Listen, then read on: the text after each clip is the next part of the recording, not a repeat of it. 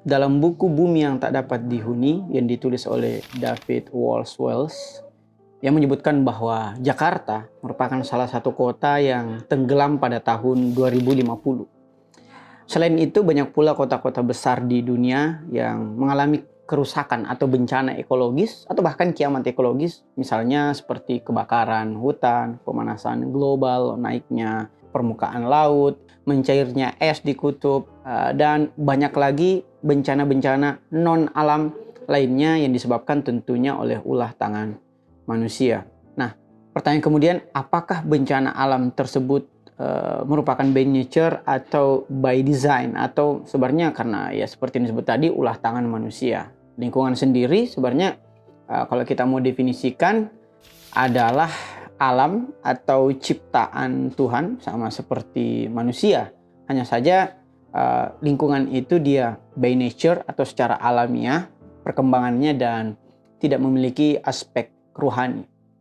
Sementara manusia kita tahu dia juga ciptaan atau alam yang mana manusia itu by design atau memiliki ikhtiar sendiri atau free will atau kehendak bebas dan tentunya memiliki aspek rohani. Sehingga gerak manusia bukan hanya gerak yang sifatnya horizontal semata tetapi juga gerak yang sifatnya vertikal.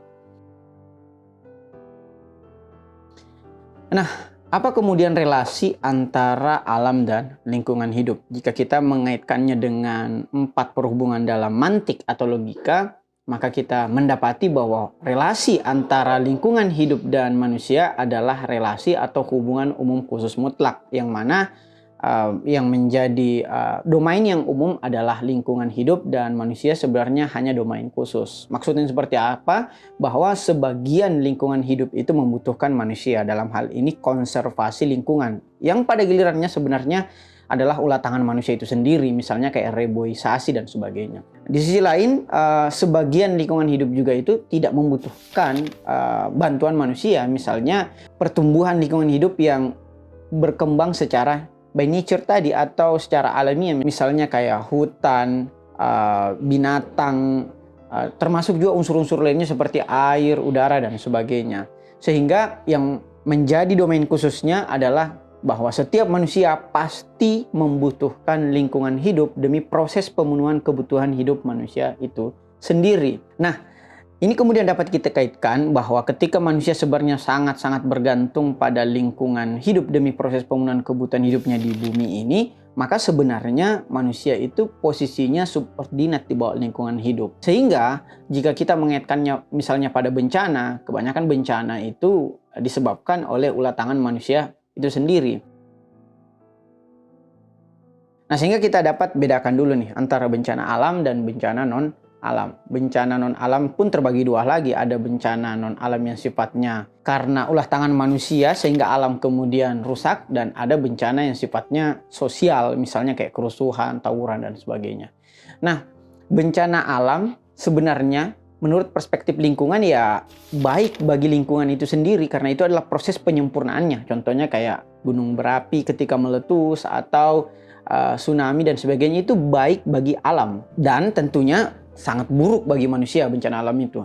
Nah, tetapi kalau bencana non alam, yaitu bencana yang disebabkan oleh ulah tangan manusia, itu sudah buruk bagi alam, buruk juga bagi manusia. Sehingga memang lagi-lagi manusia itu sangat-sangat subordinat di bawah alam atau lingkungan hidup. Nah, tapi bukan berarti ketika kita subordinat di bawah alam atau lingkungan, kita harus menuhankan alam. Sebagaimana misalnya keyakinan animisme yang menyembah alam. Nah, kita tidak boleh juga mempertuhankan lingkungan atau alam. Tapi di saat yang bersamaan kita juga tidak boleh memperbudak atau menganggap alam sebagai objek belaka, sebagaimana ideologi-ideologi materialis yang kemudian dengan seenaknya saja demi kepentingan sesaat dan kepentingan segelintir orang, ia kemudian menjarah seluruh sumber daya alam atau lingkungan. Beda misalnya dengan Islam yang menganggap lingkungan hidup itu posisinya adalah mitra strategis dengan manusia. Bahkan lingkungan hidup itu dijadikan sebagai subjek yang sama dengan manusia, yaitu subjek pula. Jadi keduanya itu sebenarnya saling bergerak menuju kesempurnaannya masing-masing secara bersama-sama. Sehingga bukan hanya sebagai mitra strategis, lingkungan hidup itu dapat disebut sebagai subjek, bisa disebut sebagai kawan hidup kita, dan bahkan kakak kandung secara kosmologis. Karena kita tahu bahwa lingkungan atau alam itu lebih dulu eksis dibandingkan manusia, baik itu perspektif materialis ataupun perspektif spiritual atau pandangan dunia tauhid. Nah, Islam kemudian menekankan pentingnya posisi manusia dalam bertanggung jawab untuk melestarikan alam. Misalnya dalam Quran surat Al-Baqarah ayat 30, Allah Subhanahu wa taala berfirman untuk menciptakan manusia yang menjadi khalifah di muka bumi ini. Sehingga malaikat bertanya, "Mengapa engkau ingin menciptakan manusia yang berbuat kerusakan?" Allah kemudian menutupnya dengan, "Aku mengetahui apa-apa yang tidak kamu ketahui." Maksudnya apa? Bahwa tugas atau tanggung jawab atau amanah manusia sebagai khalifah itu adalah agar alam itu bergerak sesuai dengan penyempurnaan, baik itu penyempurnaan manusia maupun penyempurnaan alam itu sendiri.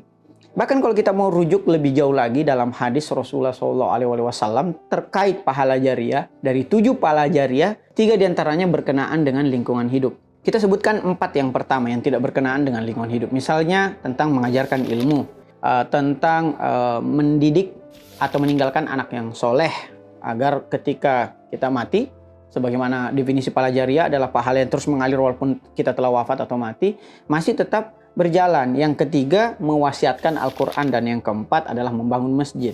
Nah, 3 diantaranya itu berkenaan dengan lingkungan hidup, yaitu menggali sumber air atau membangun sumber air. Yang kedua adalah membangun saluran air atau irigasi atau kanal. Dan yang ketiga adalah menanam pohon.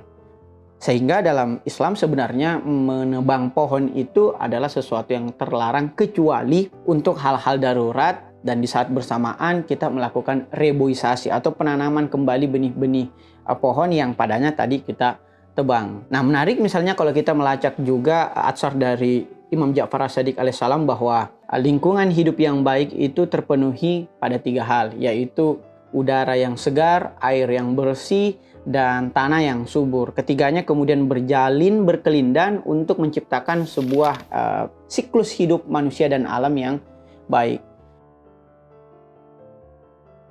Nah, terakhir izinkan saya menutupnya dengan 4 alasan mengapa kita harus melestarikan alam.